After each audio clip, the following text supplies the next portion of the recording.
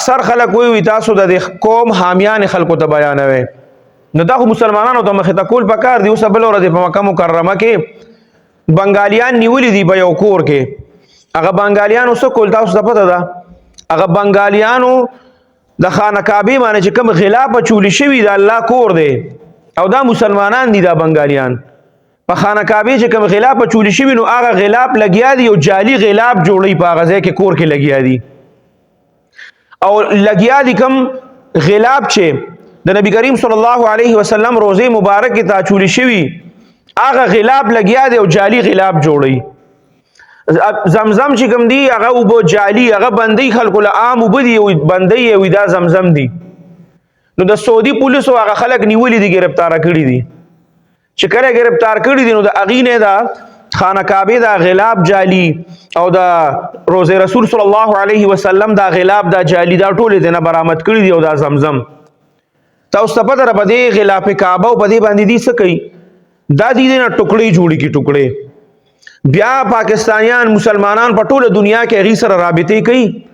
او هغه ته وایي چې دا د غلاف کعبه دا کعبه دا غلاف ټوکړه ده او دا په دونه پیسو باندې ده نو په لاک 2 لک 3 لک روپے باندې په وړه ټوټه چې کم دنو دا په مسلمانانو بیا خرڅي او دا بدغل تک دی جعلی جوړ. دا مسلمانان برګ الله له جواب سور کوي چې د الله د کور غلاف ته او دې لګیا دی او هغه دا غي جعلی سیس جوړي او دې ناشته دغه ټیم کې بدی ځان سره څه سوچ کوي چې زه کومه زب الله له څه جواب ورکوم زه چې دا چا امتی ما چې څوک به زما د قیامت پر ورځ باندې شفاعت کوي زما د شفاعت اخیری کم امید چې دی هغه نبی کریم صلی الله علیه وسلم د داغه روزه مبارک باندې چې کم غلاف دې زلګیا یم هغه جوړوم جعلی دا به مسلمانانو باندې پدې خرصوم چې دا د نبی کریم صلی الله علیه وسلم د روزه مبارک غلاف ته نو زب الته کې بیا نبی کریم صلی الله علیه وسلم سره سترګې څنګه ملاو ابا زما شفاعت کوي ابا زما شفاعتو کې بیا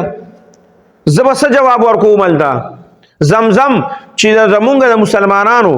داسې بهترین اوبه چې خلک وته ډیر په قدر او په ډیر په عزت ګوري دا غي جعلی هغه ز بندوم نو زب څه جواب ورکوم. نو دا ټول خبره یاد ساته زمونږ د مسلمانانو حامیان نه بیانو خو مسلمانان چې چونکه په دې سيزونو کې اغي